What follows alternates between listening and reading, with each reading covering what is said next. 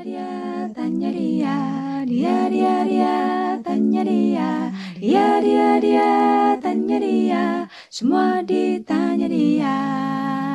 You tanya dia. Tanya siapa? Tanya dia. Hai viewers, assalamualaikum warahmatullahi wabarakatuh.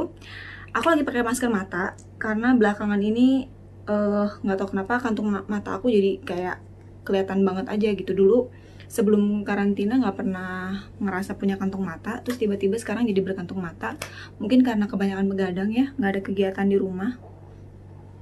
Kok malah jadi kayak pocong gini ya? Gak apa ya. Jadi aku tuh selama karantina kan nggak ada kegiatan keluar rumah sama sekali ya. Kesibukan aku biar nggak bosen, nomor satu nonton drama Korea, itu udah pasti. Nonton YouTube, nonton Instagram, udah gitu bikin YouTube, bikin komik, udah gitu juga bikin risoles. Sombong amat. Nerima pesanan ya baby ya. Jadinya tuh kegiatan-kegiatan kayak gitu yang bikin aku begadang. Tidur jam 11, bangun jam 3 untuk sahur, terus nanti jam 6 tidur lagi. Jadi waktu tidurnya tuh cuman sebentar. Mungkin itu sih yang bikin kantung mata.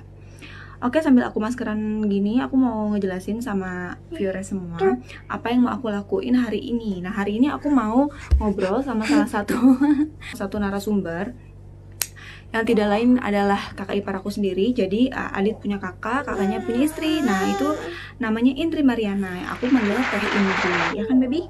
Wadidih. Nah, kalau baby manggilnya Wadidih.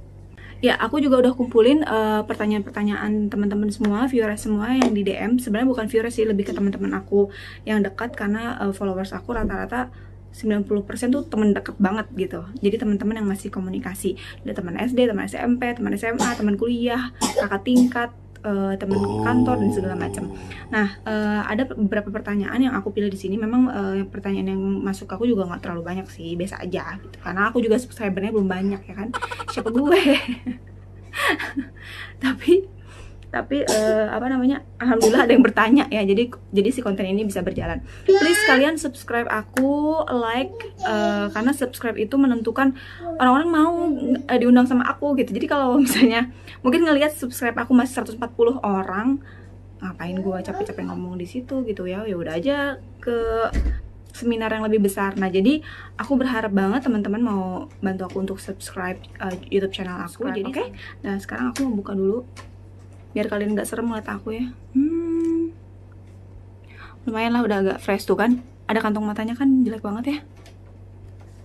Oke, sampai ketemu nanti di Zoom bersama Teh Indri. Kalian kalau misalnya mau nanya boleh di komen ya. Komen aja, nanti kita akan bahas lagi, boleh bebas. Kalau Teh Indri ini waktunya bebas gitu. Karena aku juga sering banget ngobrol sama Teh Indri. Jadi boleh komen di bawah. Mama Vina udah nonton video baru Mama. Hebat. Tentang apa emang? Udah di like gini belum? Udah di subscribe, di komen juga udah. Udah. Terus udah tirus belum sekarang Mama Pi lihat? Udah. Nanti dia pengen lagi. Apa yang tirus kayak Mama Pi? Enggak. Oh, nggak usah ya. Nah, Teh Indri, kan Safi itu banyak banget ya yang nanya-nanyain. Kayak misalnya kalau misalnya Safi posting ke Instagram nih soal Tafa atau Oksa, pasti banyak yang nge-DM.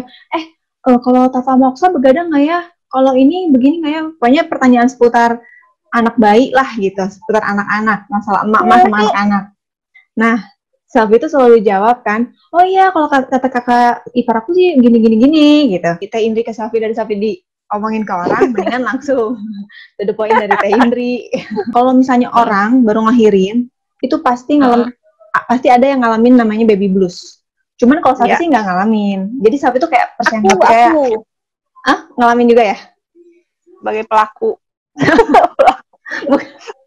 Pelaku utama. Soalnya Safi tuh nggak ngerasain baby blues. Jadi kalau ngeliat orang yang baby blues tuh kayak, bener nggak sih itu apa cuman kayak dibuat-buat atau cuma cari perhatian atau gimana? Terus sebenarnya gimana? Kalau aku sih karena ngalamin juga ya. Udah gitu tuh yang bikin shocknya adalah karena aku ngeh banget dengan adanya baby blues. Terus udah tahu baby blues tuh hal yang bukan dongeng gitu ya. Tahu itu tuh bisa ada. Aku tuh yakin nggak akan kena gitu. Ternyata kena juga. Jadi bisa dibilang bukan masalah siap nggak siap ya ternyata. Karena kalau dibilangin mah pas hamil pertama tuh aku 9 bulan hamil tuh benar-benar 9 bulan mempersiapkan segala macam apa ya, semua dibaca lah gitu buat bekal punya anak tuh gimana, lahirin gimana gitu kan. Nggak asal gitu ya, nggak asal punya anak. Ya karena kan hamilnya bukan kecepatan, ya Allah dikira ntar hamil duluan. Maksudnya langsung, dari nikah langsung hamil gitu kan. Nikah langsung hamil, kagetnya tuh kan takut belum siap malah mempersiapkan diri gitu kan. Ternyata memang pas rasanya tuh yang tiba-tiba abis punya anak tuh malah mellow terus kalau mandi di bawah shower tuh balik nangis, tau nggak? Oh iya? Air ngecek, air mata turun kayak sinetron gitu. Jadi ngerasa takut nggak mampu ngurus anak gitu, apa gimana? Kalau yang waktu itu kan memang karena kalau yang pas kali nggak tuh bermasalah sama ASI-nya kan, yang ASI-nya tuh nggak keluar, terus sampai ke dokter laktasi apa segala macam, susah banget. Ya itu merasanya tuh jadi ibu yang gagal gitu. Oh, kalau ASI-nya nggak keluar tuh jadi ibu tuh gagal tuh gimana sih gitu kan. Terus ngelihat anak nangis pengen ikut nangis, ngelihat anak nangis tuh nggak mau lihat, nggak mau denger gitu. Boro-boro pengen ngomongin anak ya. Yang ada tuh malah ikutan nangis gitu. Terus kalau itu siapa Papa ya? Kalau misalnya apa namanya Agi pergi tuh langsung nangis sendirian di kamar gitu. Jadi ya ternyata memang penyebabnya apa biasanya kalau orang? Penyebabnya apa? Kalau aku ya mungkin di luar ada ekspektasi yang tidak tercapai kali ya, karena dalam pikiran aku nyusuin tuh gampang, ASI tuh pasti keluar. Ya, bisa lah dengan yakin tuh bisa, udah berusaha yakin, udah berasain ternyata susah, dan itu tuh bikin yang ya itu bikin merasa nggak berguna, terus jadi baby blues lah gitu. Cuman kan orang lain juga penyebabnya macam-macam, triggernya juga macam-macam gitu. Cuman ya yang aneh tuh adalah kenapa ramenya tentang baby blues kan sekarang ya. Pasan zaman orang tua kita mah ya meren nggak ada gitu kan ya. Zaman orang tua sekarang kita kayak dikasih nama gitu ya si baby blues ini. Atau zaman dulu mah orang nggak bisa open, kalau dia ngerasa mellow pas abis lahiran tuh malah ngerasa bersalah kalau ngomong ke orang, masa iya punya anak malah gak happy beneran, mungkin jadi banyak ngomong. Kalau sekarang berani cerita ya, lebih terbuka. Terus karena udah tahu banyak, ya maksudnya udah pernah baca-baca kali orang, jadi lebih ya berarti wajar lah. Malah kan yang paling bikin cepat reda itu dengan membuka sama orang lain gitu, apalagi orang terdekat kan gitu. Berarti suami membantu banget dong? Banget, awalnya sih ya gitu, aku juga ada ngerasa kalau aku cerita bahwa aku merasa gini kok kayaknya on banget ya, punya anak malah sedih, punya anak malah nangis-nangis gitu, jadi nggak berani cerita. Tapi nggak berani itu cuma sehari kata langsung cerita, habis itu keluar semua. Keluar ya, aku ngomong gue tuh begini, terus gue kasih artikel tentang baby blues tuh apa, karena kan dia juga memang nggak ngerti kan. Terus, tapi ya lakinya juga maksudnya ya ada kayak gitu, ya udah jalanin aja gitu, ya udah nggak apa-apa gitu ya kan begitu. Terus tapi tetap sampai berakhir pun aku nggak berani ngomongnya sama mama, memang kan masih serumah waktu itu ya. Ada perasaan takut dibilang, padahal mama aku tuh tipe yang santai sih gitu kan. Tapi memang ada perasaan takut disangka maknya gitu. Tahun sih gitu ya. Tahun sih gitu punya anak malah gitu, kok kayak nggak bersyukur gitu kan, gitu-gitu kan. Orang mah punya anak susah, orang mah gimana gitu ya. Lagian aku bisa lahiran normal, kan merasanya iya ya, apa yang harus disedihin, apa yang harus diratapi gitu kan ya.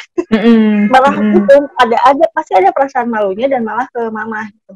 Orang yang lebih tua kali ya, kalau ke temen mah beneran cerita tuh malah santai aja, malah banyak dapat masukan dan hiburannya kan dari teman gitu kan. Iya benar-benar sama sih, tapi juga kalau ngobrol sama mama pasti jadi kayak ada beda pendapat, karena kan mungkin yang dulu sama yang sekarang tuh beda gitu lah ya. Iya, jadi malah kitanya ragu duluan ya sebentar. Terus nih Teh, selain ASI ya, selain yang pertama kali dicemasin sama ibu tuh ASI, takut nggak bisa ngurus anak. Nah berikut pertanyaannya pasti, kalau punya bayi tuh pasti begadang.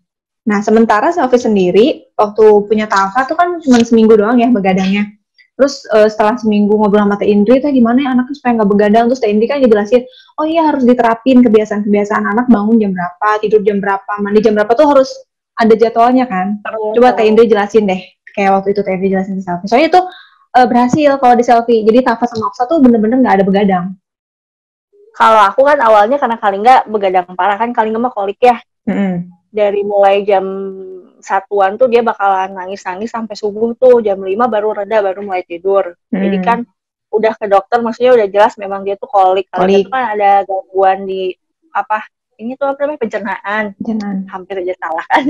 Jadi dia mencernanya tuh, jadi kalau dokter katanya, kalau dokter lihat dengar pakai stetoskop tuh bising banget perutnya.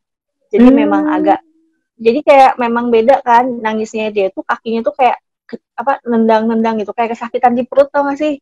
Dia bayi yang nggak bisa apa-apa tapi perutnya sakit, jadi tendang-nendang gitu si kakinya gitu-gituan kan. Tapi gimana pun kan ya capek ya kalau misalnya ngebiarin dia terus-terusan nangis kan. Ya awalnya gimana, kalau kolik itu kan nggak ada obatnya, nggak bisa instan gitu ya, harus dibikin nyaman aja. Gimana sih caranya? Oh ya memang dieong. Aku sih kan karena nggak percaya bau tangan juga ya. Kalau perlu dia tidur dipegang terus, meluk terus ya nggak apa-apa. Terus pas lama-lama koliknya udah mulai reda, aku terapin tuh misalnya kalau jam 5 sore dia ngantuk, aku ajak main biar dia nggak tidur gitu. Karena kan itu rada ngaruh ya, kebayang nggak sih tidur jam 5, bangun jam 6:30 lah, jam 7 itu bayi. Kan pasti tidurnya lebih malam. Nah itu salah satunya kalau jam 5 sore itu berarti waktunya main tuh. Kalau enggak, habis mandi tuh kita malah aku waktunya bersih-bersihin buku lah gitu ya, dioprek-oprek gitu loh, apa sih yang bikin dia tuh malah jadi terjaga gitu kan, kalau belum waktunya jam tidur dia harus bangun lah istilahnya. Harus bangun lah gitu. Terus kalaupun dia bangunnya malam nih, tidurnya kemalaman, waktunya dia bangun misalnya jam 6 ya tetap aku bangunin jam 6 gitu. Enggak yang kasihan masih tidur, enggak, tetap bangunin. Itu kan bakalan ngebantu ritmenya kan. Kalau kita bantu lagi, diselikin lagi bangun jam segitu, palingan nanti tidur siangnya lebih cepet. Ntar sore kalau dia udah keburu ngantuk ya gitu, ajak main lagi. Jadi maksudnya karena bayi itu setahu aku dia tahu sama rutinitas ya. Kalau misalnya dikasih waktu jam segini waktunya apa, jam segini waktunya apa, dia akan nyurutin. Terus kayak, jadi sebenarnya walaupun masih bayi tapi udah ngerti gitu ya. Terus misalnya kalau misalnya siang itu jangan diem di kamar yang sepi gitu. Kalau siang tuh ya di tengah rumah lah, yang sambil kita aktivitas, lihat kita mondar-mandir, meskipun misalnya di boncer kalau sekarang mau box bayi mau apa gitu ya. Tapi dia ngelihat bahwa waktunya siang itu berarti waktunya manusia itu beraktivitas. Nah kalau waktunya tidur berarti di kamar yang sepi, gelap kalau perlu gitu misalnya. Jadi dia tuh mikir gitu, kalau tempatnya kayak gini dan rame berarti waktunya main, waktunya ngapain lah gitu. Tapi kalau udah sini, ini berarti tempatnya tidur, waktunya tidur gitu. Kayak sinyal gitu ya buat si anak.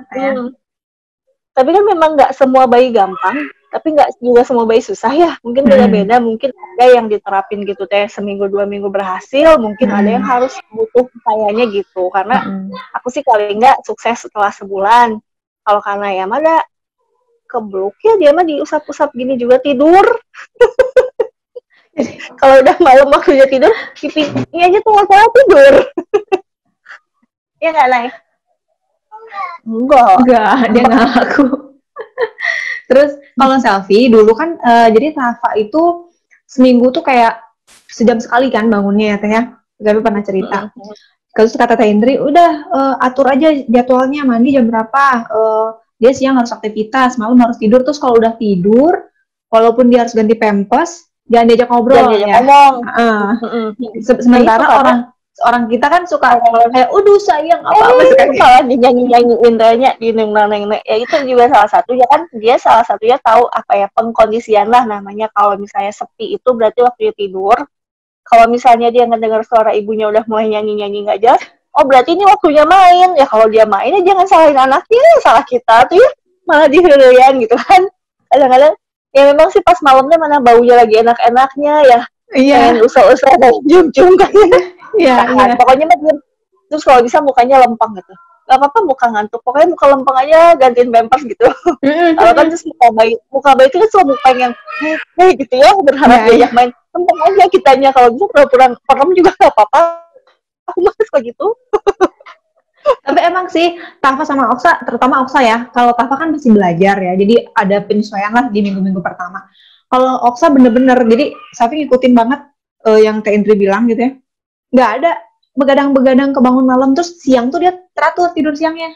Jadi misalnya 2 kali nih, di jam itu juga dia tidur. Jamnya sama ya? Jamnya tetap sama, ya paling meleset berapa menit gitu. Cuman pasti anger gitu. Terus udah Iya gitu, tuh, meleset mah. Masa dia pas jam 2 kan Teh langsung tidur. Terus ini Teh, banyak juga ya pertanyaan. Zel, kenapa sih kok anak-anak lu nggak dikasih minum susu formula? Kenapa sih kok anak-anak lu nggak dikasih DOT gitu kan? Karena Safi kan asinya banyak ya Teh ya. Ya alhamdulillah waktu itu asinya banyak. Jadi 2 tahun full itu udah full 2 tahun masih bisa bagi-bagi ke anak-anak sepersusuan kan ada 6 kan banyak tuh waktu Tafa apalagi. Nah jadi Safi kan emang nggak mengenalkan DOT atau empeng dari awal ngelahirin karena dari Hermina Pasteur juga waktu Safi ngelahirin tuh perawat-perawat udah pada bilang kalau DOT itu nggak bagus gitu kan. Ya selama masih bisa ASI ataupun harus support tapi pakai cup feeder ya. Udah tetap feeder. Ya. Nah, cuman banyak orang-orang yang jadi mikir Safi itu kayak jahat banget sih anak lu nggak dikasih support gitu. Politik salah pelit banget sih gitu. Kok nggak dikasih DOT gitu. Nah, kalau dokter Erman dokter anaknya Tafa itu paling anti kalau saya udah ngasih support atau UHT gitu ya. Itu kan gula semua isinya, katanya gini udah pasti dimarahin sama dokter Erman. Kalau menurut Entri gimana? Soal pakai DOT dan segala macam. Empeng terutama Aku juga penganut setelah 2 tahun nggak butuh susu sih ya. Maksudnya kalau misalnya kayak susu ultra gitu snack ya, judulnya snacking gitu, bukan yang harus minum susu berapa kali sehari gitu kan. Karena sepengetahuan aku, ini disclaimer-nya aku bukan expert ya, karena kan tiap orang juga beda-beda ya Via. Masalahnya kalau menurut aku mah ada pola asuhnya ada art ya, bukan 100% ilmu lah gitu. Karena kan tiap anak beda, tiap ibu beda. Terus kasarnya mah kalau misalnya kayak aku anaknya aja memang dua-duanya kan campur ya ASI sama sufor ya kan sampai 2 tahun teh. Cuman setelah 2 tahun memang aku gak ngasih susu karena menurut aku kalau misalnya kita bisa semua tercukupi dari makanan itu cukup dan harusnya bisa dicukupinya dari makanan karena kan makanan itu ada proses mengunyah, ada enzim yang dilibatkan, itu yang lebih bagus buat pencernaan si anak, buat badan si anak gitu. Kalau susu misalnya kan ada ibu-ibu yang udahlah nggak perlu makan penting dia susu. Nah itu yang jangan, karena susu itu kan prosesnya hanya sedot kalau nggak digelek minum. Si enzim yang dibutuhin untuk mencerna di dalam itu nggak ada, sepengetahuan aku gitu. Tapi karena yang anak-anak yang minum susu formula cenderung gendut loh. Nah iya, karena kadang-kadang kalau di ibu-ibu seperformulaan ya, karena aku juga sebagai alumni formulaan ada yang kalau misalnya nyari review tuh nyari yang bikin gendut gitu. Gitu. Sementara kalau aku berhati-hati bangetnya itu pas iya nih waktu itu kan memang aku juga udah direkomendasiin sama dokter sih karena memang cara ASI aku tuh nggak bisa memenuhi lah gitu waktu itu. Udah sampai 6 bulan udah pakai aja dulu, malah disuruhnya carinya, intinya dokter bilang gini, semua susu itu pada dasarnya kandungannya sama semua sufor itu, makanya dia bisa lolos lah intinya. Jadi kan itu mah penangan brand ya, kejar-kejaran brand masing-masing produknya gitu. Jadi kalau mau carinya yang glukosanya paling rendah. Nah setahu aku di kandungan komposisi susu itu glukosa itu banyak namanya, glukosa, fruktosa, apa ya, itu semua gula intinya. Waktu itu aku sampai baca dulu apa aja nih yang berwujud manis tuh apa aja sih, sekarang udah lupa ya. Itu cari yang paling kecil gitu kan, yang paling rendah. Nah jadi aku tuh pakainya yang gitu. Kalau yang Pascanea ya, Pascalinda kan memang dia pas sufor pun harus yang hypoalergik kan. Nggak ada pilihan kalau Kalinda tuh hanya pada zamannya cuma ada satu lagi susu itu kayak, jadi ya udah itu aja gitu. Terus kalau misalnya pakai DOT sama empeng kan itu jadi ketergantungan, misalnya anaknya jadi susah lepas kan, itu jadi kebiasaan buruk juga dong. Kalau misalnya aku sih memang karena campur formulanya justru setelah 6 bulan ya memang pakai DOT. Cuman malah nggak tahu sih, nggak susah sih dia lepas dari DOT-nya anak-anak itu. Jadi nggak yang gimana ya, karena minumnya juga bukan yang kalau mau tidur ngedot lama, bukan gitu. Jadi kalau udah habis gitu kan. Iya. Tahu aku tuh kan ada yang jadi dot tuh dijadiin kayak empeng gitu ya, Vi ya. Iya. Dia tuh nyari kenyamanan tuh terus aja digenyal-genyal gitu kan. Nah, itu mungkin yang susah gitu. Terus juga apa? Si dot aja kan sekarang beda-beda ya. Dot yang terlalu lembek, dot yang terlalu keras. Maksudnya mungkin kita nyarinya itu dot yang memang buat apa namanya, penghubung si susu itu ke anak deh, jangan yang nyaman-nyaman banget buat anak genjal-genjal gitu. Jadi anak tuh ya buat minum, bukan buat dimainin gitu. Iya, beda sama empeng. Kalau empeng kan sekarang terakhir tahu aku sih nggak pakai empeng ya, karena anaknya juga bukan kebutuhan menghisapnya tinggi ya. Tapi kan ada anak yang memang kalau dia nyusu, meskipun dia udah kenyang, tapi dia tetap pengen menghisap gitu. Memang ada anak-anak yang kebutuhannya kayak gitu. Anak yang seperti itu katanya boleh aja dikasih empeng, karena kan memang kebutuhan bayi itu harus dipenuhin. Kalau dia butuh tapi bukan butuh makanannya, maksudnya susunya, nggak apa-apa dikasih empeng, katanya gitu. Gitu, karena kan bayi itu kalau misalnya dia mendapatkan kenyamanan, keamanan dengan apa yang dia butuhkan. Nah, kalau dia butuhnya kebutuhan menghisap ya kasih gitu. Ceritanya cuman empeng tuh lebih beresiko sih ya ke gigi, ngaruh kan. Dan kalau itu jadi kebiasaan buat nyaman, mungkin ngelepasinnya akan susah. Terus juga apa, ngejaga kebersihan empeng, kebayang nggak sih kalau empeng tuh kan namanya dipakainya belum pas lepas, terus anaknya pas lepasin nempel-nempel kemana, kayaknya lebih ribet sih. Masukin lagi, udah jatuh. Beda halnya kalau kita yang ngasih dot minuman buat sekali minum, udah habis, udah kan kayaknya lebih kejaga ya, lebih kekontrol. Kalau empeng itu kan karena lama anaknya bisa lap dulu apa, masukin lagi gitu ya. Kayaknya kalau misalnya bisa disiasati dengan bidang empeng, harusnya bisa ya. Jadi kita mulai dulu ke pertanyaan ini. Udah ada 1.500 pertanyaan yang masuk. Sampai lebaran dong. Lomba-lomba tuh ingin.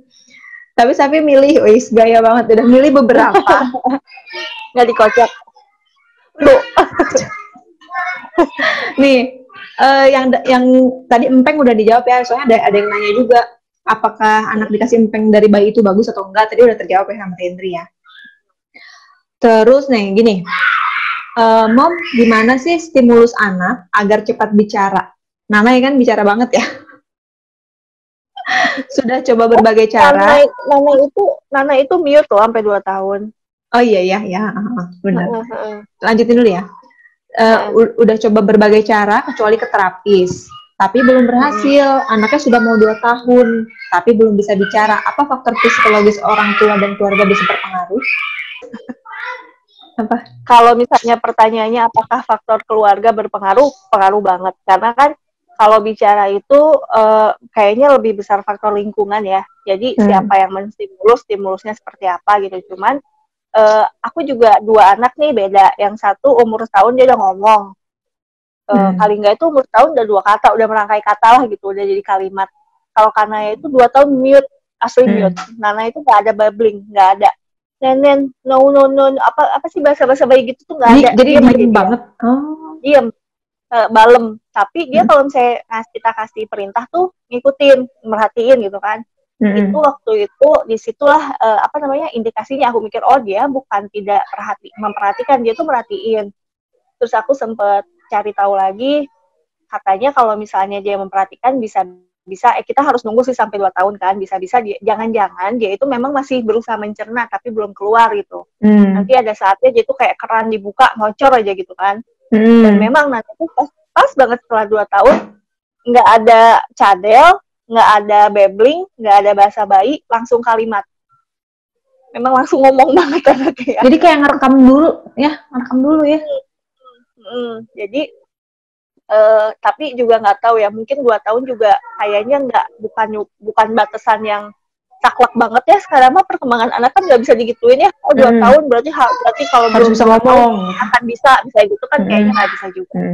Jadi ya kalau misalnya yang harus diperhatiin adalah dia memperhatikan nggak kalau kita ngomong, kalau kita ngasih instruksi dia ngerti nggak, misalnya ini bawain dong, ambil yang merah dong gitu kan. Anak tuh kan meskipun nggak ngomong sih, kalau Nana ngerti ya kan, Vi, ada gitunya gitu. Kita paksa juga gitu. Ambilin sisir dong. Oh bener, dia ngambilnya sisir, berarti dia paham. Nah kalau misalnya digituin nggak paham, mungkin sudah saatnya memang ke dokter tumbuh kembang atau ke konsultasi yang langsung lah gitu, tatap muka ya. Nah kalau stimulus seperti apa, aku sih penganut jadi ibu tuh harus heboh gitu kan. Maksudnya aku sih sangat memperhatikan ini perkembangan emosional anak, karena gini, mungkin nanti ada deh kayaknya pertanyaannya lama-lama tentang tantrum ya. Menurut aku yang jadi masalah banyak anak sekarang adalah anak itu mau lapar, mau sedih, mau kecewa, mau kesel, jatuhnya nangis, ya nggak? Dia hanya kenal satu emosi yang negatif, nangis. Misalnya satu emosi yang positif, ketawa gitu kan. Yang negatifnya hanya nangis gitu kan. Jadi apa sih, dia tuh kenal emosi tuh, kok anak-anak banyak yang miskin emosi ya menurut aku, sampai hanya tahu itu aja gitu. Lapar nangis, marah nangis, kesel nangis, kecewa nangis gitu. Tapi ini pas udah gedenya nih. Nah jadi aku mah dari kecil itu, dari kecil, bukan aku dari kecil, dari anak-anak kecil. Pas dia belum ngomong tuh, sering ngajak main tuh di kaca gitu, Vi, ngajak ngobrol, terus dengan berbagai ekspresi yang apa sih, supaya dia tuh tahu gitu ekspresi orang tuh beda-beda gitu. Ya, mengenalkan rasa gitu ya. Ekspresi. Dia kan mukanya macam-macam, terus kalau ngomong tuh heboh gitu kan. Kalau misalnya seneng ya seneng gitu. Kalau misalnya pas, jadi aku tuh kayak kalau ngidurin anak, kalau apa, akunya cerita memang. Cerita hari ini aja, oh nggak gitu ya, hari ini makannya ini enak banget, misalnya gitu loh, heboh lah gitu. Cuman dia tuh terbiasa mendengar cerita, terbiasa melihat berbagai ekspresi, intinya gitu stimulusnya. Jadi kalau misalnya, ya mungkin aku memang bukan orang introvert ya, Vi, aku extrovert memang ya. Cuman mungkin untuk menstimulasi anak seintrovert apapun emaknya, sependiam apapun, kayaknya kalau sama anak harus lebih berusaha berekspresi sih. Karena kan anak belajar dari ibunya, yang pas dilihat tuh emaknya sih mukanya gimana, omongannya gimana, bicaranya gimana gitu kan. Terus juga mungkin yang aku lihat ya, beberapa temen aku juga kalau misalnya anak yang belum ngomong itu, ibunya tuh karena pengen cepat. Jadi si anak tuh misalnya muka lapar, anaknya belum ngomong, langsung kasih makan gitu. Padahal kayak gitu tuh bisa jadi media buat kita stimulus, misalnya mau makan ya, jadi kan dia tahu oh ini tuh makan gitu. Jadi kita ngajak ngomong gitu, jangan yang misalnya terus anaknya ibunya nggak ngomong apa-apa, langsung aja ke kamar mandi. Nah itu tuh jangan berpantonim juga ibunya ya. Itu pernah ada teman juga, pernah ada teman siapa yang cerita gini. Jadi si anak ini sampai umur 3 tahun kurang ya, sekarang umurnya 3 tahun kurang, dia tidak pernah minta makan sama ibunya.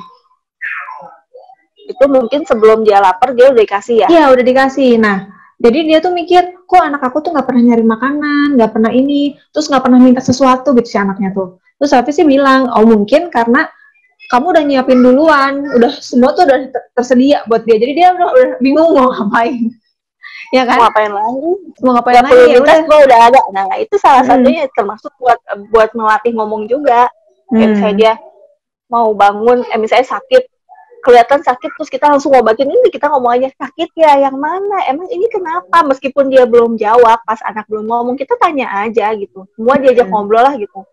Jangan jaim ya kalau jadi ibu-ibu tuh ya, sama anaknya mah harus mau berekspresi, harus diajak joget-joget kalau aku sih. Iya, sama. Terus jadi kan anaknya, oh ya kelihatan. Tapi kan sebenarnya itu ngebantu juga anak supaya jadi lebih kayak kreatif gitu nggak sih Teh? Jadi kan kalau misalnya kita, ya kan? Jadi dia bisa kreatif kayak misalnya mau minum nggak usah diambilin, nanti dia ambil sendiri apa sendiri. Jadi maksudnya udah ya lebih mandiri gitu kan ya. Terus ada lagi nih pertanyaan. Benar nggak sih kalau ingatan bayi atau balita itu cuma sampai 4 tahun? Jadi mereka itu akan ingat memori dari nggak akan ingat memori dari lahir sampai 4 tahun. Kalau aku sih belum pernah dengar ya, maksudnya belum pernah dengar kalau ingatan itu hanya sampai 4 tahun, karena aku sendiri aku ingat kejadian di aku umur 2 tahun setengah, aku ingat 3 tahun aku ingat. Terus kan aku belajar baca umur 4 tahun, jangan ditiru itu salah ya. Itu dia masih bisa dan masih ingat gitu. Cuman setahu aku memang waktu anak-anak itu ada ingatan yang jangka pendeknya, jadi memang dia langsung lupa, tapi ada yang memang jangka panjang gitu. Si anak tuh. Nih lanjutan lagi pertanyaan dia. Jadi dia nggak akan ingat kan kalau ibunya pernah cubit atau mukul terus bentak-bentak dia di bawah 4 tahun. Jadi Kalau misalnya bisa mamanya gini, marah-marah nih. kalau misalnya yang tadi kan aku aja belum pernah dengar bahwa sebelum 4 tahun itu nggak akan inget ya. Tapi kan ada yang memang hilang memori. Tapi juga kemudian ditanyain 2 tahun ngapain aja kan lupa kan? Ya nggak semua inget. Aku pun gitu, ada yang inget, ada yang sama sekali ngeblank. Tapi ada yang inget.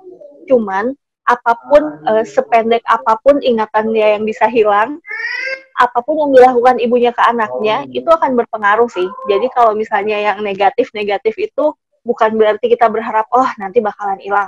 Meskipun Lupa anak gitu ya. kejadian, meskipun anak nggak ingat kejadiannya, dia bisa mengingat rasanya. Jadi misalnya di suatu saat pas sudah besar itu, misalnya nih ya, waktu dia dicubit itu dia nyium bau pisang goreng misalnya nih, Vi. Jadi pas udah gede dia tuh akan pas nyium pisang goreng, ini apa ya, kenapa gue nyium bau ini kok ada perasaan gue sakit ya gitu. Itu bisa kayak gitu.